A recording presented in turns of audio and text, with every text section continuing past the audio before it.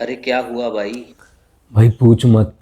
Math का term 1 का exam है मेरा, समझ नहीं आ रहा रिवीजन कैसे करूं। क्या पढूं, कितना पढूं, कौन सी बुक से पढूं, फुल डिटेल में पढूं या एमसीक्यूज पढूं, सैम्पल पेपर कितने सोल्व करूं। काफ़ी परेशान हो चुका हूं मैं। हेलो डियर स्टूडेंट्स, क्या आप भी इन्हीं सब सवालों का जवाब चाहते हैं कि मैथ्स की रिवीजन कैसे की जाए, कैसे अच्छे से अच्छे तरीके से हम इन 1 या 2 दिनों को यूटिलाइज करके मैथ्स में अच्छे से अच्छे मार्क्स लेकर आ सकते हैं? तो मैं शेखर भारद्वाज, आपका दोस्त, आपके अपने चैनल पर लेकर आया हूं एक ऐसी स्ट्रेटेजी जो कि ना सिर्फ आपकी रिवीजन में हेल्प करेगी बल्कि मैथ्स में अच्छे मार्क्स भी आप लेकर आएंगे। तो चलिए शुरू करते हैं।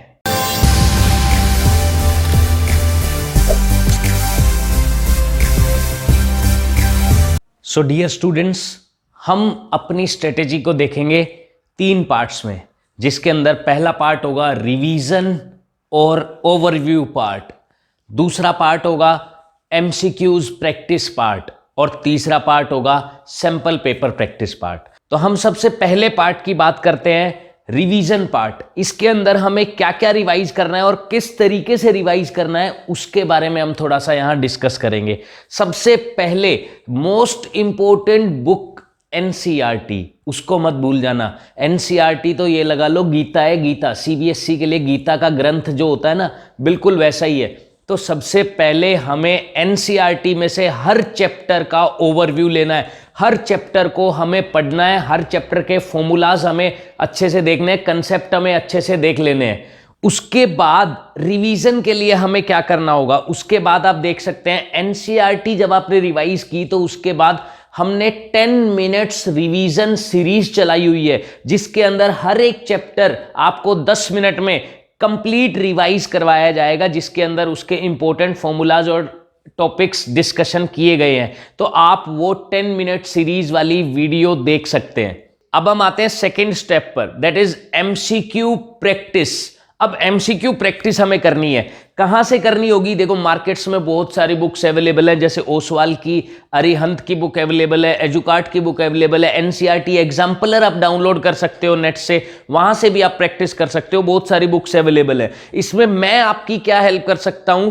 हमने ऑलरेडी इस चैनल पर एजुकार्ट, अरिहंत और ओसवाल बुक की हर एक चैप्टर के एमसीक्यूज हमने डिस्कस किए हुए हैं, और जो केस बेस्ड क्वेश्चंस हैं वो आपको 2 ही चैप्टर से करने हैं। The first one is polynomial chapter 2 और second one is coordinate geometry chapter number 7। इन्हीं 2 चैप्टर से केस बेस्ड क्वेश्चंस आने वाले हैं, यहां से आपको केस बेस्ड क्वेश्चंस करने हैं। तो आप प्रैक्टिस करिए, आप वीडियोस भी देख सकते हैं, आप खुद से भी प्रैक्टिस कर सकते हैं। उसके बाद हम आते हैं थर्ड स्टेप पर। थर्ड स्टेप में क्या होगा? Sample paper practice.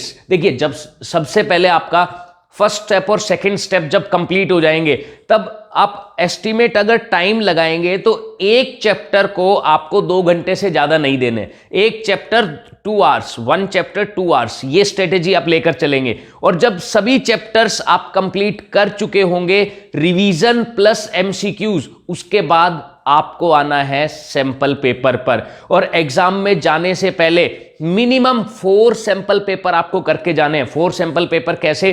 2 sample paper standard और बेसिक, ये तो करने ही करने हैं, जो कि सीबीएसई ने सेंड किए हैं। चाहे वो स्टैंडर्ड का स्टूडेंट हो या बेसिक का स्टूडेंट हो, ये 2 सैंपल पेपर हर किसी को सोल्व करने हैं।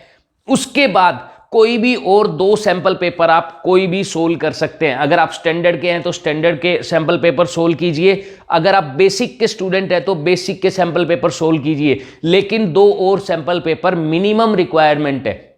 अगर आपके पास समय थोड़ा ज्यादा बच जाता है तो आप उससे ज्यादा सैंपल पेपर भी सोल्व कर सकते हैं। सैंपल पेपर के लिए मैं कैसे आपकी हेल्प कर सकता हूं? तो हमने सैंपल पेपर की भी एक सीरीज बनाई हुई है, जिसके अंदर हमने बेसिक, स्टैंडर्ड, ये दोनों सैंपल पेपर सोल्व करवाए हैं। उसके अलावा भी हम 10 सैंपल पेपर और सोल्व करवा चुके हैं, 10 सैंपल पेपर्स और सोल्व करवा चुके हैं। तो आप वहां से क्या कर सकते हैं, सैंपल पेपर ओपन कीजिए, उसके डिस्क्रिप्शन में सैंपल पेपर का लिंक होगा, पीडीएफ, वहां से पीडीएफ डाउनलोड करके उसको सोल्व कीजिए और फिर मैच कर सकते हैं आप वीडियो से देखकर। तो इससे आपकी काफी हेल्प हो जाएगी।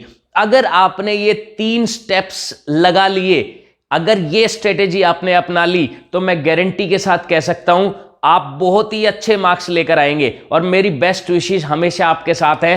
All the best dear students.